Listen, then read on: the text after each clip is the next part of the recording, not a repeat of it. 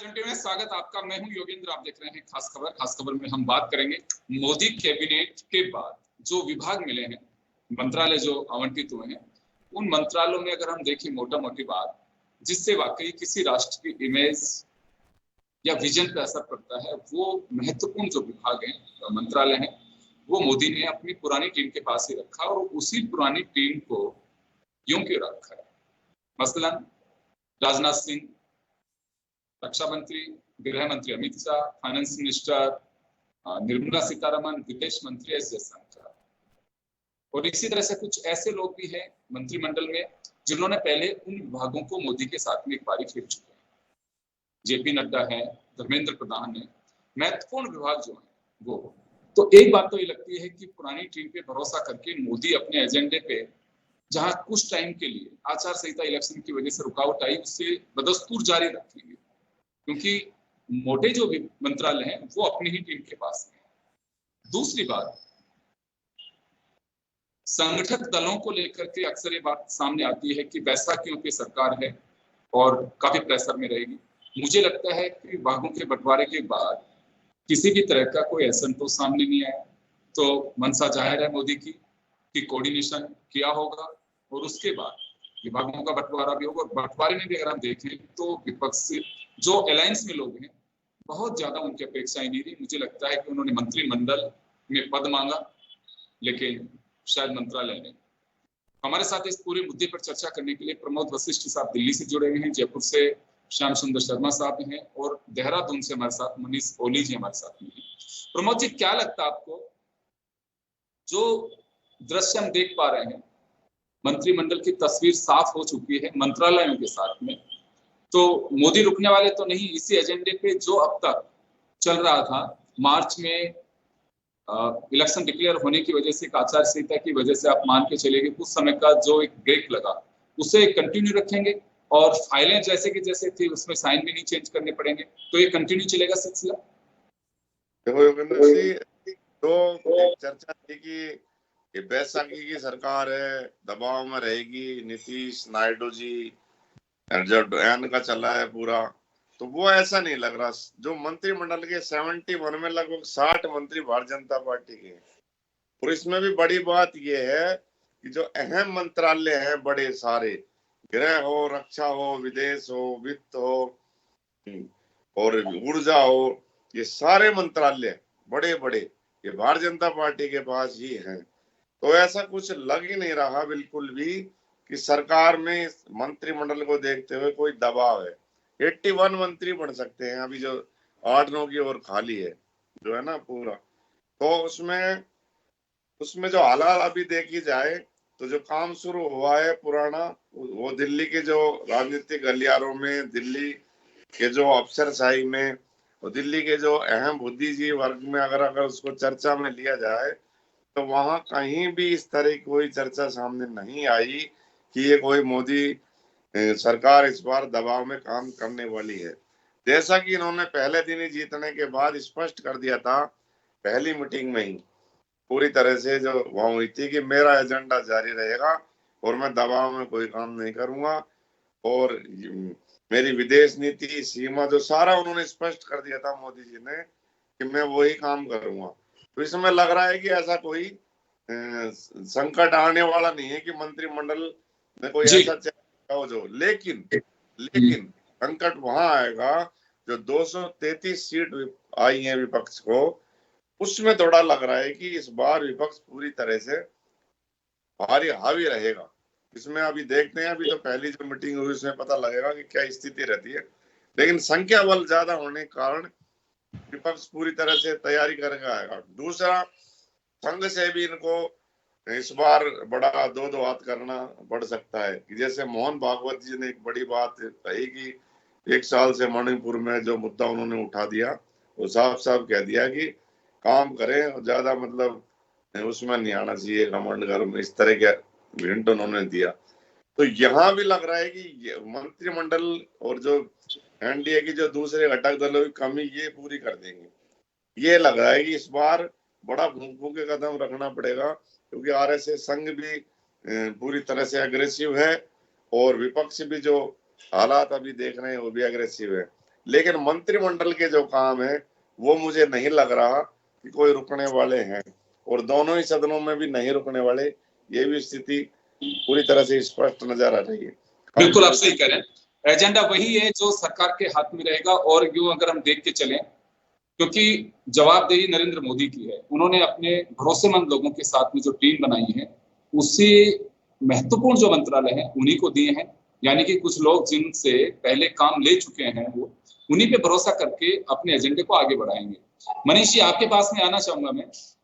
आपको लगता है कि रीजनल पार्टीज को जो अलायंस में आई हुई है उनका देश के जीडीपी, देश की बेरोजगारी, देश में विदेश मामलों में ऐसा कोई ज्यादा इंटरेस्ट रहता है, या रहता है कि क्षेत्रीय आधार पे जिस हमारी चीजें क्या चल सकती हैं, कौन सा एजेंडा है जिसपे हमारे भी प्रभाव पड़ सकता है, इन सब चीजों को दरकार होती है? क्योंकि रीजनल पार्टीज की मैं बात कर रहा हूँ कि कितनी रेपो रेट बढ़ी है, कितनी महंगाई है, कितना क्या है, कितना असर पड़ता है इन लोगों के उस एजेंडे पर, या वही एजेंडा रहता है कि हमारे पास वो मंत्रालय है वो बस एकदम सही होना चाहिए?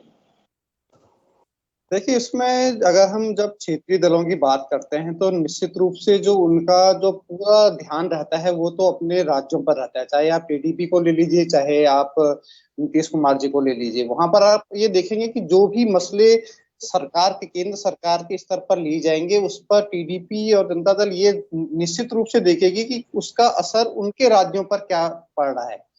लेकिन जिस तरीके से हमने पिछले 10 सालों से हमने देखा है कि कुछ बड़े निर्णय सरकार ने लिए हैं, चाहे वो 3 तलाक का मसला हो, चाहे जम्मू कश्मीर में 370 हटाने का मसला हो, लेकिन अब जो स्थितियां हैं और जो सबसे बड़ा जो विषय अभी तक जो लगता है कि जैसे जनसंख्या से संबंधित जो कानून बन के आना है, तो उस समय वहां पर हो सकता है कि कुछ कॉन्फ्लिक्ट सामने आए, क्योंकि तब फिर जो क्षेत्रीय दल हैं वो उसको अपने राज्यों की राजनीति से जोड़ करके देखेंगे कि उनको वहां पर कितना लाभ और हानि हो रही है।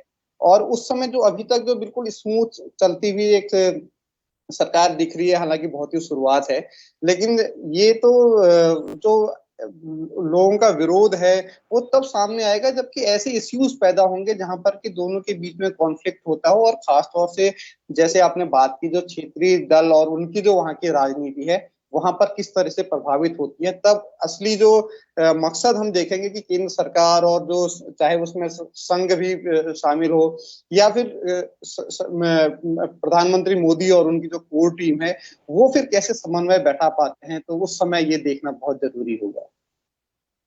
बिल्कुल, श्याम जी, आपके पास में आना चाहूंगा। देखिए, सरकार की इमेज और सरकार की जो जवाबदेही होती है, विदेश में आपकी फॉरेन पॉलिसी क्या है, उसको लेकर के आपका एक अलग ग्लोबल स्तर पे आपकी एक इमेज बनती है। फाइनेंस की कैसी स्थिति है, आपके रक्षा मंत्रालय या फिर गृह मंत्रालय आंतरिक बाह्य सुरक्षा को लेकर के रीजनल पार्टियों को कितना मतलब होता है। तो क्या एक कारण माने कि आज तक का जो ट्रैक रिकॉर्ड रहा है, रीजनल पार्टीज का सपोर्ट सरकारों में रहता है, लेकिन वो ये देख के चलते हैं कि या तो हमारे पास में मंत्रालय ऐसा होना चाहिए जिसमें दबदबा ठीक से रहे, क्योंकि कुछ चीजें ऐसी होती हैं कि जिसमें सीधा प्रधानमंत्री पे या सरकार पे उंगलियां उठती हैं। वो अपने पास में रखे हैं मोदी ने, यानी कि अपनी टीम के पास में रखे, जो पुराने चेहरे थे उन्हीं पे भरोसा किया है। तो एक बड़ी वजह ये हो सकती है। देखिए योगेंद्र जी, गठबंधन की सरकार तो है निश्चित तौर पर, बैसाखियों के आधार पर खड़ी हुई, ये भी बात सही है। लेकिन ये बात सही है कि जिस प्रकार से आपने कहा, जब जब राज्यों के मामले आएंगे, जैसे आंध्र प्रदेश अपनी बात करेगा, बिहार अपनी बात करेगा, महाराष्ट्र अपनी बात करेगा, जो वहाँ के क्षेत्रीय दल आपको सहयोग कर रहे हैं। तो आपने अभी देखा कि अभी हाल ही में जो पहली कैबिनेट के निर्णय हुए, उसमें आपको दिखा उन राज्यों को अधिक से अधिक देने की बात हुई है। क्यों दिए? कि आप गठबंधन की सरकार चला रहे हो इसलिए दिए। राजस्थान को नहीं मिला जितना बाकी को मिला। तो ये बात सही कि जिस प्रकार के निर्णय पहली कैबिनेट में जो निर्णय किए, उससे लगा कि हाँ, आप गठबंधन को अगर लेके आए हो साथ में, तो आप अधिक देने का प्रयास कर रहे हो। सही बात, ये बात सही कि आपने 10 अहम विभाग अपने पास रखे जो पहले भी थे। ये सरकार निश्चित तौर पर, क्योंकि वो इतने लोग नहीं चाहिए, 20 लोग चाहिए, आपने फिर भी 53 लोग ले लिए 14 दलों के। तो निश्चित रूप से जिस प्रकार का माहौल, जिस प्रकार का बात है, अगर और कम होता तो मोदी जी को ज्यादा दिक्कत होती। लेकिन हाँ, ये बात सही है कि जिस प्रकार से जो निर्णय होंगे, तो अगर वो राज्य प्रभावित होंगे तो निश्चित रूप से, जिस प्रकार से अभी देखिए आंध्र प्रदेश कहेगा कि हमने अपने घोषणा पत्र में कुछ मुस्लिमों को वादे किए, वादे हम तो प्रदेश में करेंगे, आप मना थोड़ी कर सकते हो। तो वहां पर केंद्र सरकार की नीति किसका, उनको आप नहीं कह पाओगे कि नहीं नहीं, हम तो मुस्लिमों के विरोधी हैं और हम विष्णु लोग के, जो आप 4% देने वाले हो अब मत दो। अब ये सब चीजें देखिएगा, अब आपको एक तरफा तो क्या कह रहे हो, दूसरी तरफ कुछ अलग बात हो रही है। और निश्चित रूप से जब चुनाव, देखिए वो तो अपने राज्यों के प्रति समर्पित है और वो वहीं तक सीमित रहना चाहते हैं, उनको नहीं है मतलब बाकी से। यही कारण है देखिएगा जिस प्रकार से डीटीपी को एविएशन दिया। एविएशन में क्या है, सब कुछ भी क्या आपने दे दिया।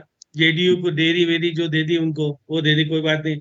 जेडीएस को हैवी इलेक्ट्रिकल और जो कुछ दिया है। लेकिन जो रक्षा मंत्रालय है, या गृह मंत्रालय है, या वित्त मंत्रालय है, विदेश मंत्रालय है, वाणिज्य मंत्रालय है, रेलवे विभाग है, या संचार है, शिक्षा है, जो जो बहुत महत्वपूर्ण विभाग है, जिसके फैसले निश्चित तौर पर सीधे तौर पर देश को प्रभावित करते हैं, उसको आपने अपने पास रखा है। अभी क्योंकि देखिएगा कि इस स्थिति में वो बहुत जिद नहीं कर सकते थे कि हमको ये दे दो, ये दे दो। वो तो कह रहे थे अभी कम से कम ज्वाइंट सरकार में शामिल तो हो, पहले एक बार हमको उसका पार्ट तो बनाया जाए। अब तक मोदी जी की सरकार हुआ करती थी, अब एनडीए की सरकार है, तो एक परिवर्तन का दौर तो आया ही है।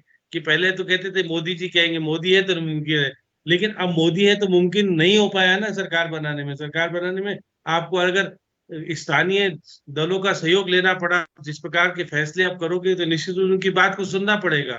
और बिहार के जब चुनाव होंगे तो जब आपको मालूम पड़ेगा कि वो कितने लेंगे, आप कितने लेंगे, किस तरह की स्थितियां बनेगी, तो ये सब परिवर्तन। और महाराष्ट्र में किस प्रकार की स्थिति बनेगी, क्या दो दल जो नाराज है, अजीत पवार नाराज है, क्या वो शामिल होंगे नहीं होंगे, पता नहीं क्या कुछ स्थितियां। देखिए अभी महाराष्ट्र जब चुनाव होंगे, हरियाणा और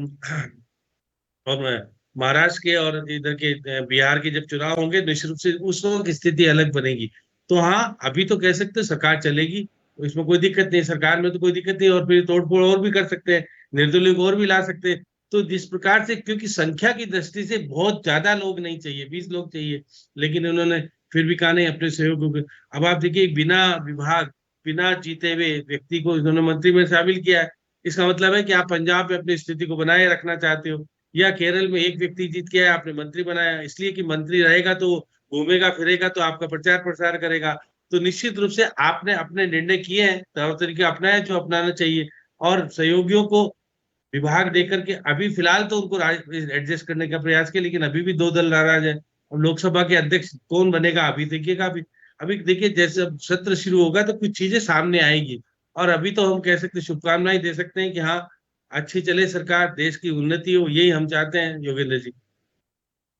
बिल्कुल आप सही कह रहे हैं, क्योंकि देखिए आपने कहा कि केरल का जिक्र किया, देखिए केरल में खाता खुला है, बीजेपी चाहती है कि वहां हमारी धमक होनी चाहिए, और निश्चित रूप से जो वहां से कैंडिडेट जिन्हें मंत्री फिल्म अभिनेता भी रहे हैं और एक नामचीन अभिनेता रहे हैं, उन्हें वहां से मंत्री भी बनाए हैं जीतने के बाद में, तो पहले खाते की बड़ी खुशी हुई है।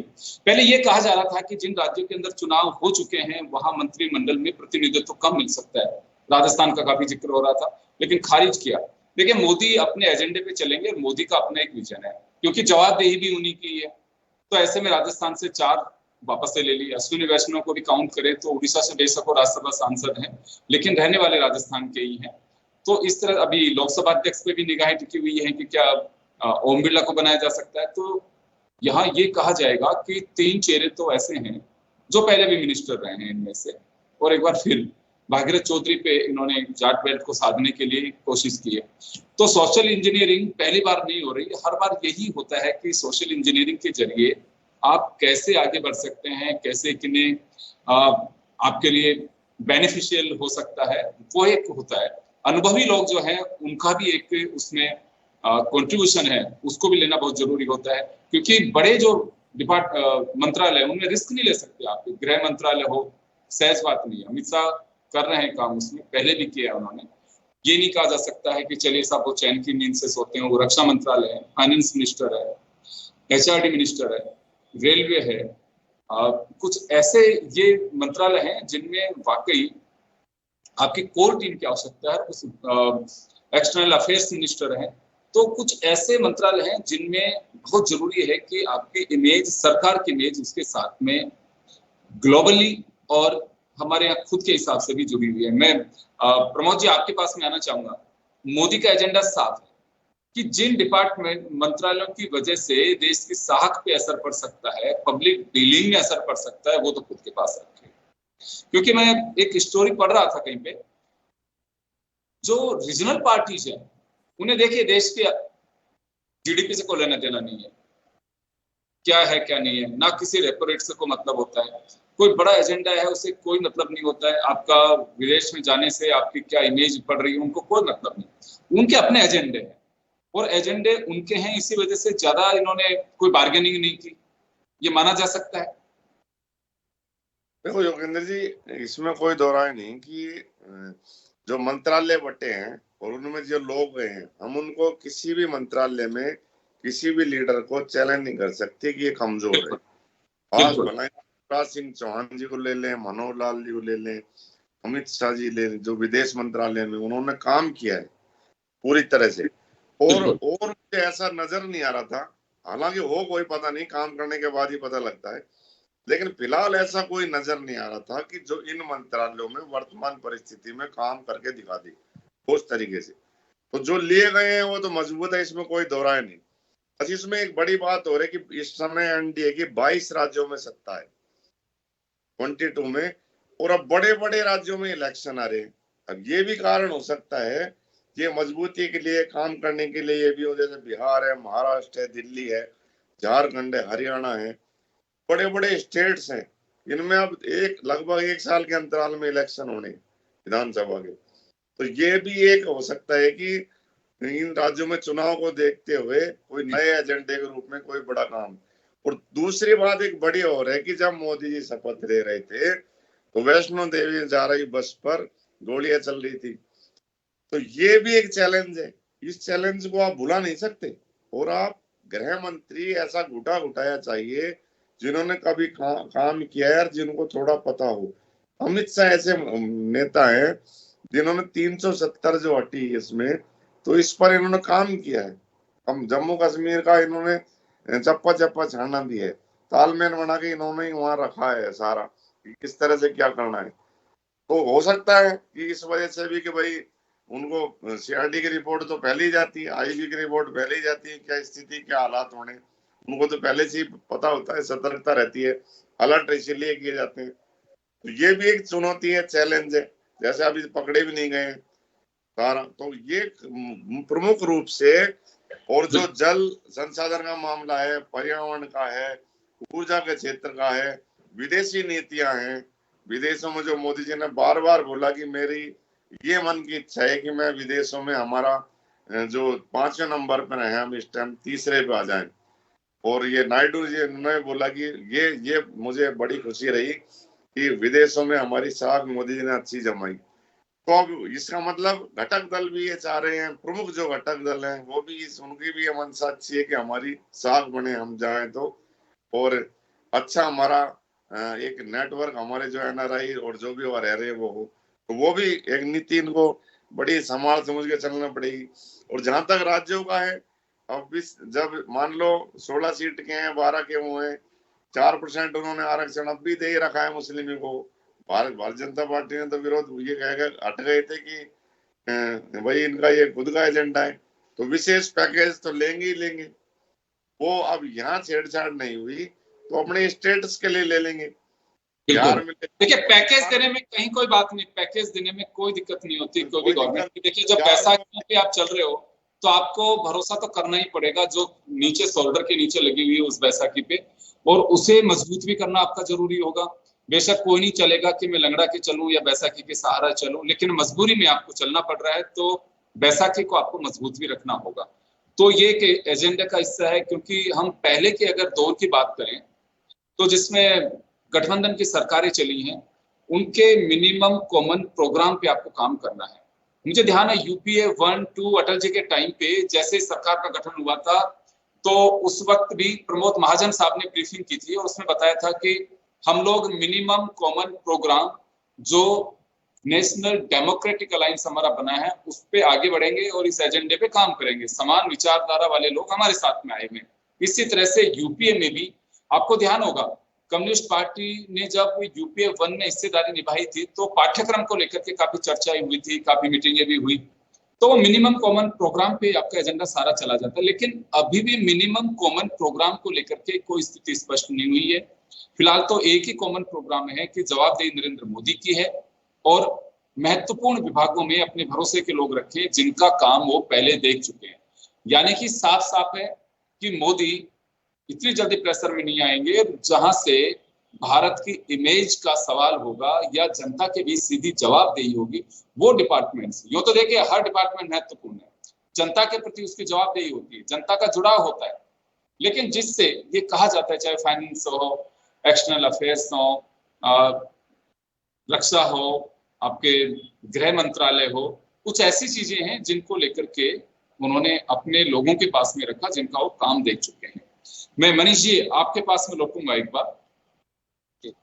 तो ये बैसाखियों के ऊपर है, ये तो देखिए टैग लगता रहेगा नरेंद्र मोदी की सरकार पे। बेशक वो बैसाखियां ज्यादा कुछ डिस्टर्ब ना करें, लेकिन ये तो कहना ही होगा कि हाँ बैसाखियों पे टिकी हुई है सरकार। लेकिन उन बैसाखियां क्या डिस्टर्ब करेंगे जो विभागों से संतुष्टि और गदगद होते दिखाई दे रहे हैं अलायंस के लोग? देखिए अभी तो एक अगर आप पूरे अभी तक का देखेंगे तो उसमें ऐसा लगता है कि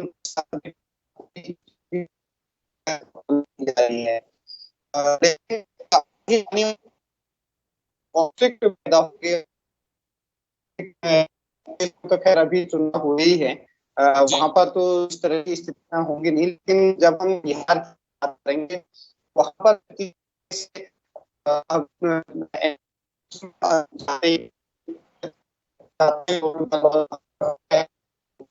ऑडियो प्रॉब्लम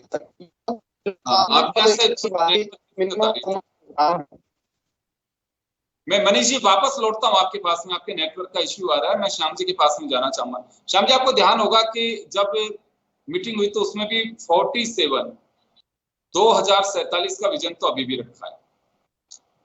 विकसित भारत कहलाए उस विजन को भी रखा है। तीसरी इकोनॉमी बने दुनिया की, वो विजन भी रखा है। उसी विजन को पूरा करने के लिए डिपार्टमेंट भी उसी तरह से रखे, यानी कि मंत्रालय उसी तरह से रहे। तो यहाँ अहम बात यह है कि जो विजन है 2047 का, उसको लेकर के एग्री हैं अलायंस के लोग भी, और उसी तरह से रफ्तार देनी है नरेंद्र मोदी को। देखिए योगेंद्र जी, इनमें तो अलायंस को कोई दिक्कत ही नहीं है। 2047 में भारत कैसा होगा, उन्नतिशील होगा, विकासशील होगा, सबको चाहिए, सारे सहमति दे रहे हैं। तो जिस प्रकार से आप बार बार कह रहे हैं, देखिए इन सब चीजों में दुनिया की तीसरी शक्ति के रूप में आए, आर्थिक शक्ति के रूप में हम बने, इसमें भी किसी को आपत्ति नहीं होगी, क्योंकि देखिए ये तो हमारे गर्व और शान की बात है कि भारत इस स्थिति में आना चाहिए। ये एजेंडा तो देखेगा कि देश को आगे ले जाने वाला है, उसमें किसी को कोई आपत्ति नहीं है। अब यहाँ पर ये है, देखिए जब जनसंख्या का जनगणना होगी, किस आधार पे होगी, क्या होगा, एक थोड़ा सा जब जाके थोड़ा दिक्कत आएगी, जब स्थानीय मुद्दे आएंगे निकल के, तो निश्चित रूप से आपको बहुत सारी चीजें सामने देखने को मिलेगी। लेकिन अभी किसी को कोई आपत्ति नहीं होगी। अब राजस्थान के बारे में देख लीजिए, जिस प्रकार की बात हो रही है कि वो किस प्रकार की बात करते हैं डिबेट में। तो जो जो जो बातें आप बार बार कह रहे हैं कि भाई ऐसी स्थितियां नहीं बनेगी, हाँ नहीं बननी चाहिए, अभी तो नहीं बनेगी। मैं कब कह रहा हूँ, मैंने कहा ही नहीं। जब बिहार का चुनाव आएगा तो स्थिति बनेगी, महाराष्ट्र का चुनाव आएगा तो क्योंकि आपको वहां पर अपनी पार्टी के लोगों को अधिक से अधिक खड़ा करना होगा, सही कह रहे हैं। जब वो दिक्कतें आएगी, राष्ट्र बाकी के कोई एजेंडे दिक्कत पे नहीं हित आएगी। नहीं टकराएंगे, वो राज्यों के हित पे टकराएंगे कि कितने लोग अलायंस के हैं, वो कितनी टिकट की डिमांड करते हैं और आप कितने देते हैं। मैं आपकी बात से सहमत हूं। वो पॉलिटिकल एजेंडा जब आएगा उस पर कहीं ना कहीं विवाद हो सकता है। जी श्याम जी।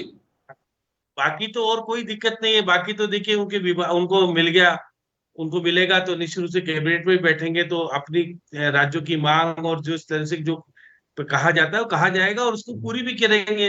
इसमें कोई दिक्कत नहीं है। देखिएगा बहुत ज्यादा दिक्कत है, क्योंकि विभाग आपके अपने पास रखे हैं, आपने महत्वपूर्ण विभाग आपने रखे हैं जो कि निर्णय करने में बहुत बड़े रोल अदा करते हैं। विदेश मंत्रालय में वो ये क्या करेंगे जाकर के, विदेश से तो कोई मतलब नहीं है, लेकिन इनको जो मंत्रालय दिए गए, आप देखिएगा, मैं तो कह रहा हूँ राजस्थान वालों को जल शक्ति क्यों छीना गया, अभी भी एक प्रश्न चिन्ह खड़ा हो गया।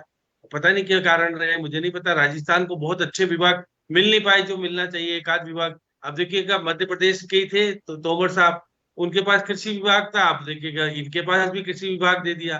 तो देखिए जिस प्रकार से बातें आ रही, ऊर्जा विभाग या चिकित्सा विभाग पहले भी था, जेपी नड्डा जी के पास पहले भी था और अब भी है, पहले भी रह चुका एक बार। तो देखिए जिस प्रकार का माहौल, मोदी जी ने ये तो संदेश देने का काम किया, हम गठबंधन के साथ रह करके उनकी इज्जत भी करेंगे, उनको हिस्सेदारी भी देंगे, लेकिन महत्वपूर्ण निर्णय जब होंगे देश के, उसमें हम चाहेंगे कि वो सहमति दें हमारे वाले चीज में लेकर के, कोई आपत्ति नहीं। यूसीसी वाले मामले में थोड़ा हो सकता विवाद हो, वो बात अलग है, वो सब चीजें एडजस्ट की जा सकती है, लेकिन वो अपने राज्यों तक ही सीमित रहेंगे, वो देश तक नहीं आएंगे। तो इसलिए मोदी जी को ज्यादा दिक्कत आएगी नहीं। चलिए, बिल्कुल आप सही कह रहे हैं कि देखिए फिलहाल तो कहीं कोई मोदी को दिक्कत लगती नहीं है और जो एजेंडा लेकर के चल रहे हैं उसी को आगे बढ़ाएंगे। इसी वजह से पुराने लोगों पे भरोसा भी किया है। श्याम जी की बात बिल्कुल सही कह रहे हैं कि पॉलिटिकल जब एजेंडा आएंगे, राज्यों के चुनाव होंगे, टिकट बंटवारे में बातें आएंगी और जब ये अलायंस के साथ में बैठकें होंगी, वहां कुछ स्थितियां आ सकती हैं, लेकिन बहुत दूर की बात है। लेकिन फिलहाल तो यही कहा जा सकता है कि नरेंद्र मोदी ने टीम का चयन और टीम के बाद में डिपार्टमेंट्स जिस तरह से दिए हैं, उससे लग रहा है कि अपने एजेंडे में काम करने वाले पसंदीदा लोग हैं, जिनका काम देखा हुआ है, उन्हीं पे भरोसा किया जा रहा है। आप सभी का बहुत बहुत शुक्रिया और खास खबर में इतना ही। दीजिए इजाजत, नमस्कार।